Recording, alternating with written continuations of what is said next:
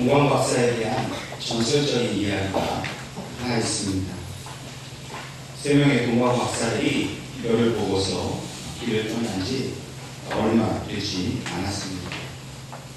그런데 맨 앞에 가던 이 동광 박사의 낙타가 갑자기 뱀에 물리게 되었습니다. 그 낙타는 그 자리에서 죽게 되었습니다. 세 명의 동광 박사가 이 두 마리의 낙타로는 더 이상 길을 갈 수 없다고 판단을 하게 되었고, 결국 한 명의 동광 박사를 두고서 나머지 두 명의 동광 박사만이 길을 떠나게 되었습니다.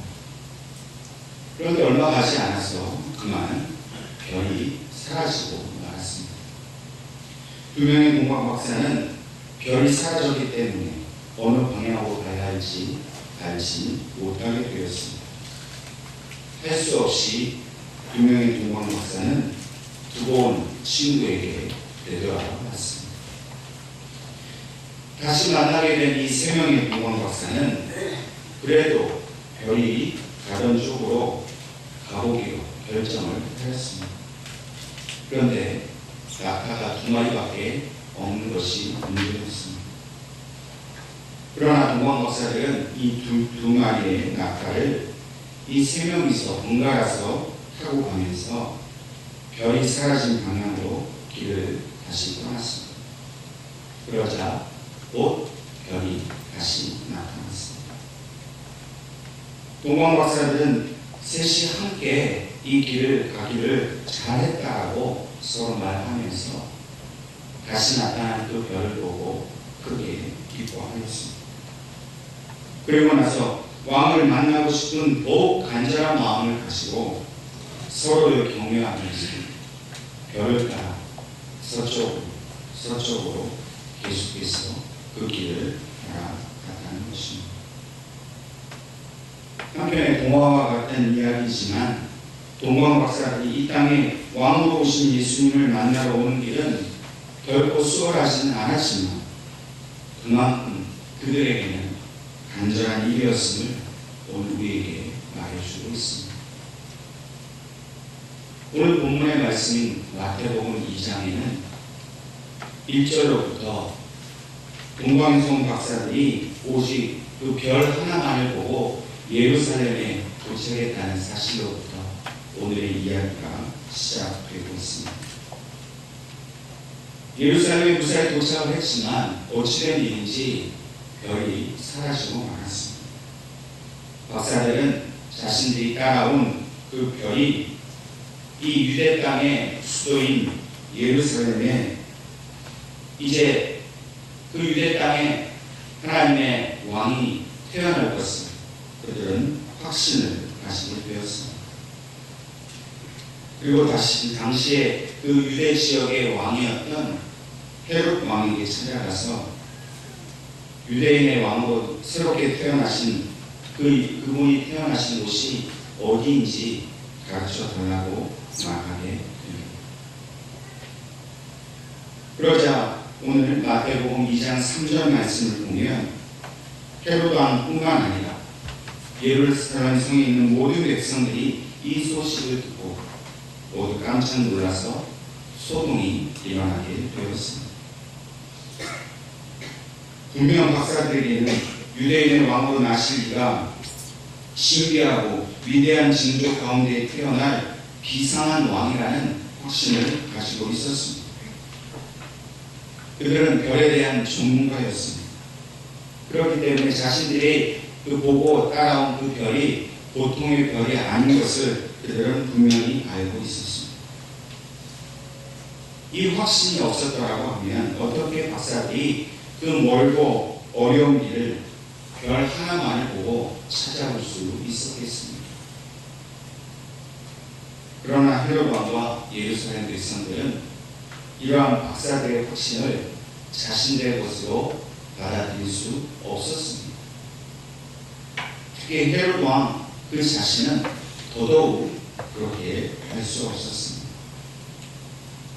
헤롯 왕은 로마의 황제인 이 아우구스티누스와 또 그 다음 황제인 안토니우스 이 2대에 걸쳐 유대의 왕으로 임명을 받은 사람이었습니다. 그래서 헤롯이 이 예루살렘을 다스린 지가 무려 35년이나 되었습니다. 뿐만 아니라 그의 성격은 매우 포악하기 그지없는 것으로 알려져 있었습니다.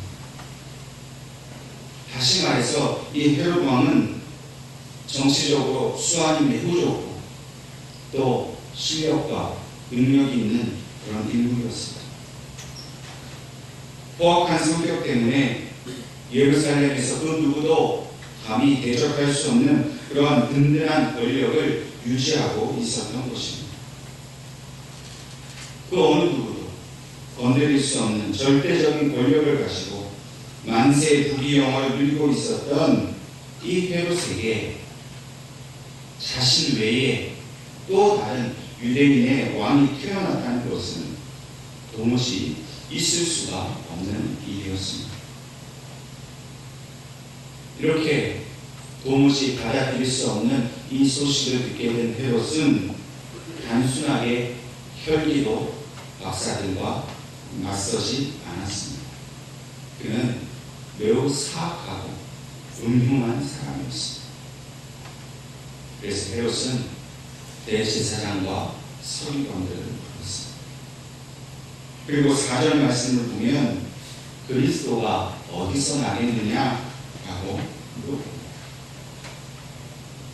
그는 그들의 이 유대인들의 풍습을 인정한 듯 하였습니다. 그리고 자기 스스로도 그리스도라고 물어봅니다. 은근슬쩍 동방 박사들에게 호의를 베푸는 것처럼 그러한 가장된 모습을 보여줍니다. 그러자 이 성경에 능통한 대제사장들과 서기관들이 미가서 5장 2절 말씀을 근거로 해서 메시아가 베들레헴에서 태어날 것을 말하게 됩니다. 그리고 7절 말씀을 보면 헤롯이 이 이야기를 듣고 박사들에게 자세히 그 별이 나타난 때에 대해 물어보게 됩니다. 왜 자세히 그것을 물어보았을까요?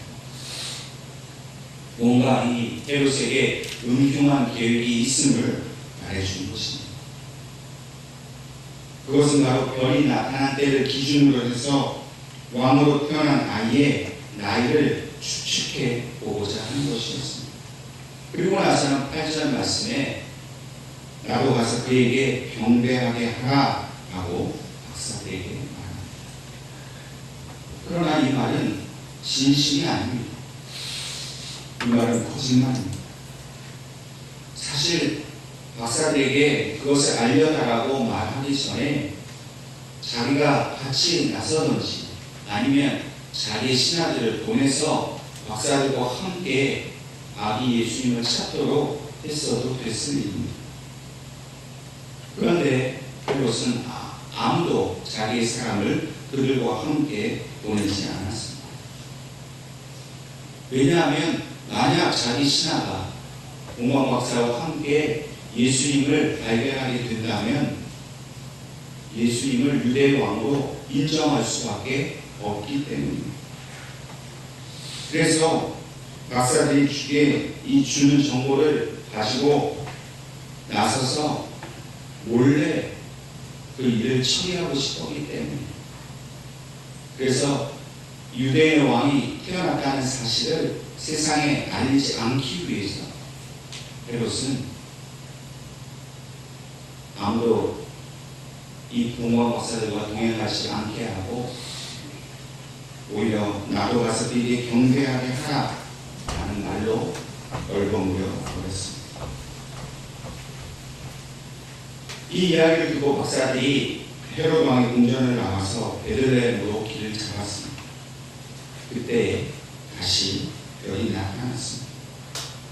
그리고 마침내 그 별은 아기 예수가 태어나신 그 초라한 마구간에 머물게 되었습니다.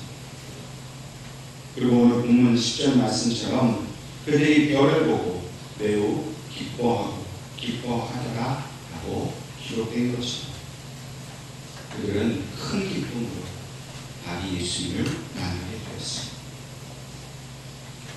별을 보고 따라온 그들에게는 마침내 길고 긴 여정이 끝이 났습니다. 아기 예수님을 만나게 되는 그 순간이 그들의 인생에 있어서 최고의 순간이 되었습니다.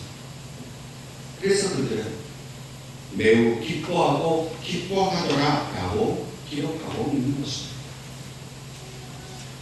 박사들은 유대인의 왕, 온 인류의 왕으로 오신 아기 예수께 자신들이 가지고 온 예물로 경배를 드렸습니다. 어느 나라의 누군지도 모르는 왕을 위해서 그들은 최고의 예물을 준비해 온 것입니다. 그렇다면 오늘 우리는 무엇을 따라 이 시간 이곳까지 오게 되었습니다. 오늘 우리는 무엇을 보고 여기에 오게 되었습니다. 하나님께서는 오늘 우리에게 분명하게 말씀하고 있습니다. 우리가 오늘까지 신앙생활을 하고 믿음의 길을 따라온 이것은 오직 우리가 예수 그리스도만 바라보며 살아가기를 원하시고 계십니다.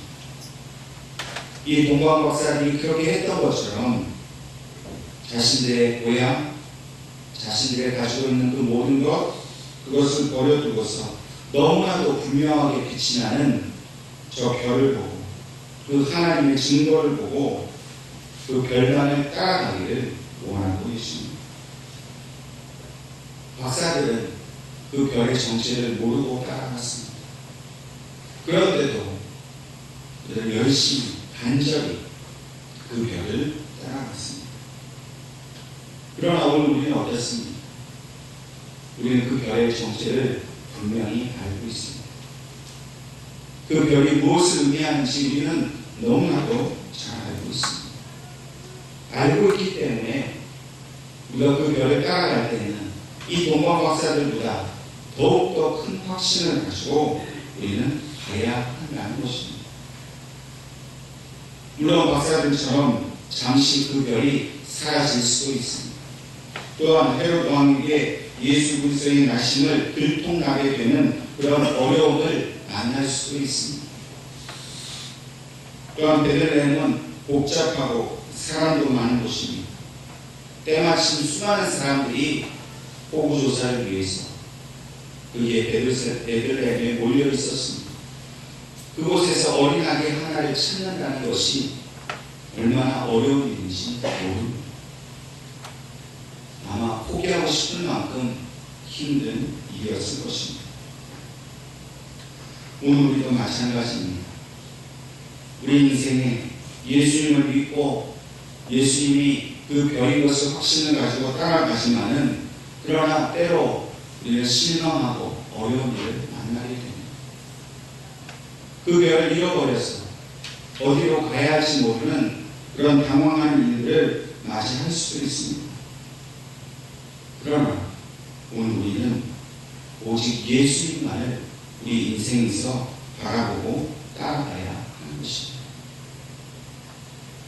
히브리서 기자는 믿음의 주요 또 온전케 하시는 이 예수를 바라보자고 오늘 우리에게 말하고 있습니다. 이 예수를 바라보자라는 말은 무슨 일이 있어도 예수만 바라보라 하는 말입니다. 예수도 보고 힘들면 다른 것도 보고 그냥 하고 싶은 대로 보고 싶을 때만 예수님을 보라는 말이 결코 아닙니다. 어떤 상황, 어떤 어려움, 어떤 일이 있어도 예수님께만 집중하라는 말씀입니다.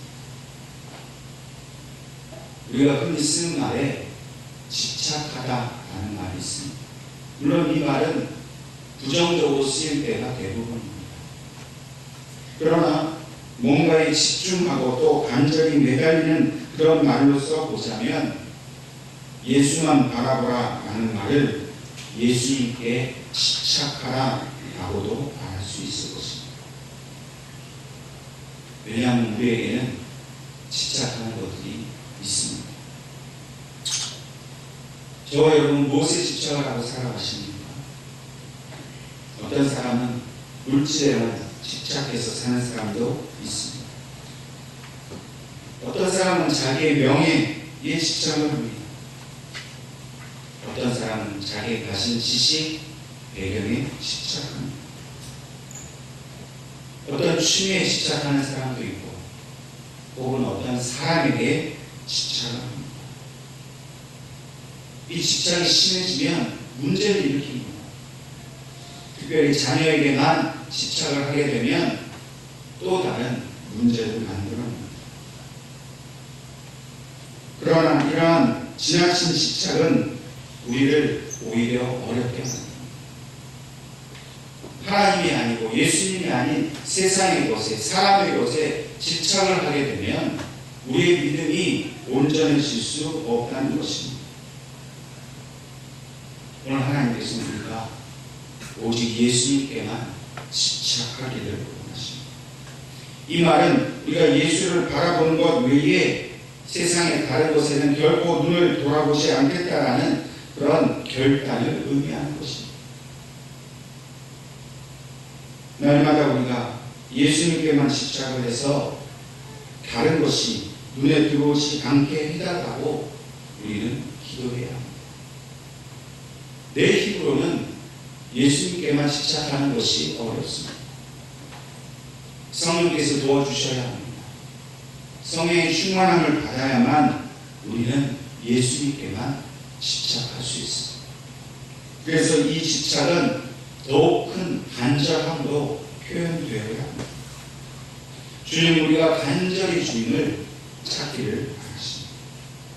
그것은 주님이 어디에 숨어 계시기 때문에 우리가 간절히 찾지 않으면 찾을 수 없을 만큼 그렇게 꽁꽁 숨어 계시는 분이기 때문이 아닙니다. 사실 주님은 우리가 늘 쉽게 볼 수 있는 곳에 계십니다. 주님은 항상 우리의 늘 곁에 계십니다. 하늘의 별처럼 분명히 볼 수 있는 곳에 계십니다. 주님이 만약 우리에게 북두칠성의 남쪽으로 몇 번째 별이 곧 나의 별이다 라고 이렇게 말씀을 하신다면 우리는 밤만 되면 뒷마당에 나가서 예수님의 별을 보고 기도를 드릴 것입니다. 얼마나 확실합니까? 예수님을 찾기 위해서 다른 곳을 바라보지 않아도 됩니다. 그냥 그 별만 딱 보면 저 별이 예수님이다. 의심할 필요도 없습니다. 비가 오거나 구름이 끼는 날도 없이 오직 우리를 향해 비추시는 그 별을 향해서 간절히 우리의 소원을 아뢰고 또 속상한 일이 있으면 그 별을 보고서 하소연도 할 겁니다. 모든 교회는 저녁 예배를 어디서 드릴까요? 아마 옥상에 올라가서 드릴 거예요. 왜요? 저 별이 예수님입니다. 그러나 별은 밤에만 볼 수 있습니다. 주님은 하늘의 별보다도 더 분명하고 밝은 빛으로 우리의 심령을 비추고 계시다는 사실을 우리는 기억해야 합니다. 하늘의 별은 밤에만 볼 수 있고 낮에는 볼 수 없습니다. 그러나 주님은 낮과 밤과 상관없이 계절의 변화와 상관없이 그 어떠한 환경의 변화와 상관없이 항상 우리에게 비추시는 그런 생명의 빛이 되어주셨습니다. 그래서 우리는 하늘의 별을 찾으려고 하지 않아도 항상 빛나는 빛과 같이 우리의 심령을 비추시는 예수님과 우리는 늘 동행하며 살아갈 수가 있는 것입니다. 그러나 아무리 주님이 우리와 함께 하셔도 문제는 우리가 그것을 느끼고 인정하고 또 의식하지 못한다고 하면 그 빛이 우리에게 계시지만 우리는 그 빛을 보지 못한 채 예수님과 분리된 삶을 살 수밖에 없습니다. 빛은 바라보아야 합니다. 하늘의 별은 보지 않으면 결코 볼 수 없습니다. 별이 없어서가 아니라 내가 보지 않아서 그 별의 존재를 우리는 느끼지 못합니다. 여러분, 이 시간 예수님이 이곳에 함께 하심을 믿으십니까? 어떻게 알 수 있습니까?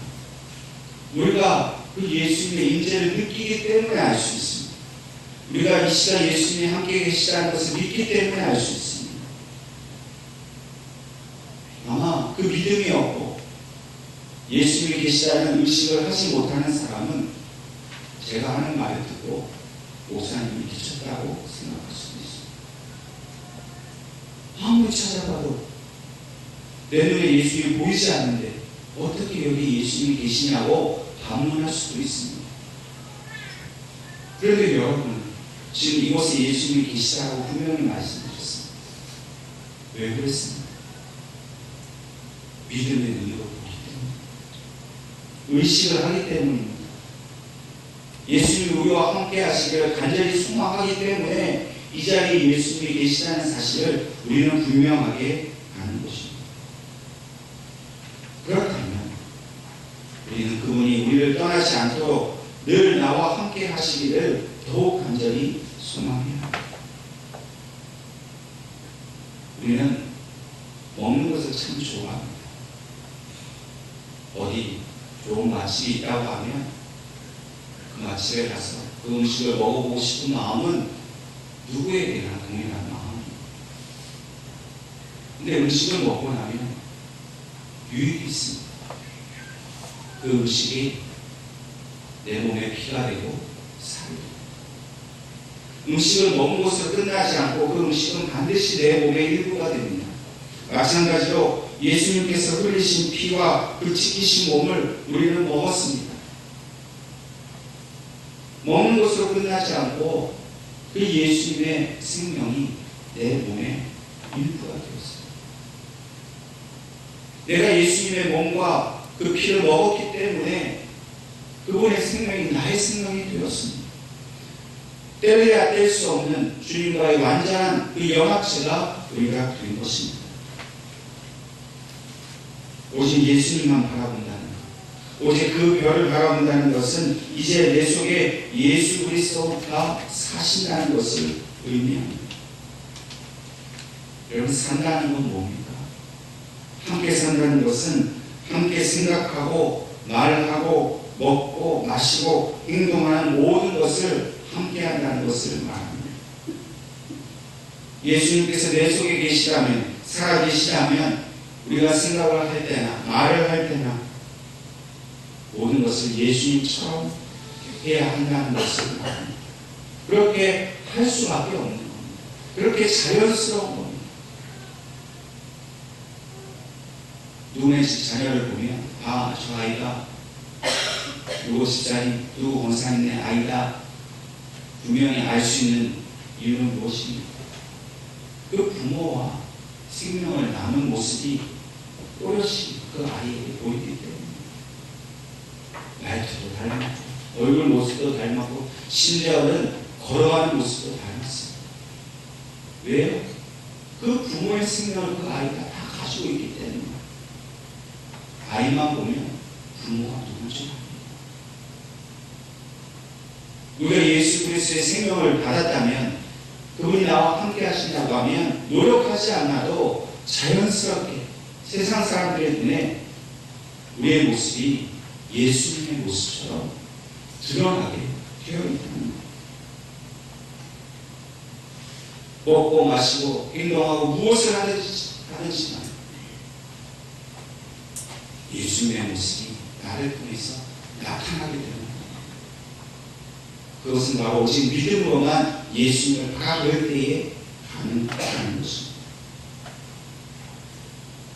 그러나 오늘 본문에 나오는 헤롯과 같은 사람은 말로는 그리스도를 인정하는 것 같고, 말로는 나도 가서 그에게 경배하라, 마치 예수님을 예배하는 자와 같은 그런 말을 하지만, 그러나 그 속에는 예수가 사시는 것이 아니라 술수와 음모가 자리 잡고 있습니다. 그 안에는 탐욕과 시기가 살고 있습니다. 사람을 죽이고자 하는 그 사이에 마음이 살고 있습니다. 오늘 우리의 삶은 어떻습니까? 우리도 말로만 나도 가서 그에게 경배하게 하라, 나도 가서 예배 드리겠습니다, 나도 가서 예수님께 모든 것을 바치겠습니다 라고 그렇게 거짓된 삶을 살고 있다고 하면 우리가 회복과 다른 것이 무엇이 있겠습니까? 내 마음속에 예수님과 같은 겸손한 마음이 없고 순종의 마음이 없고 용서와 자비의 마음을 얻고 겉으로만 예수님의 탄생을 기뻐하고 즐거워한다고 찬양한다고 그렇게만 하면 우리는 믿음의 삶이 아닌 그런 위선적이고 그런 죄인의 삶을 여전히 사는 것밖에 되지 않는다는 것이 오늘 저와 여러분이 해야 할 일이 무엇입니까? 온 힘을 다해서 어떤 장애와 어려움을 당한다 할지라도 끝까지 그 별을 보고 찾아와서 마침내 예수님께 경배했던 그 동방 박사들처럼 저와 여러분도 무슨 일이 있어도 예수님만 바라보며 예수님만 따라가야 할 줄로 믿습니다. 인생에 시련이 있습니까? 어려움이 있습니까? 회방이 있습니까? 상처와 아픔이 있습니까? 오늘 예수님의 그 탄생하신 장면을 보고 동방 박사들이 기뻐하고 또 기뻐했던 것처럼 저와 여러분이 내 인생길을 비추시는 예수님의 빛으로 인해서 날마다 기뻐하고 또 기뻐하는 삶을 살 수 있기를 바랍니다. 그것이 우리 인생에 주신 가장 큰 기쁨으로 여기고 믿음으로 날마다 주님과 동행하시는 여러분과 제가 될 수 있기를 주님의 이름으로 축원합니다.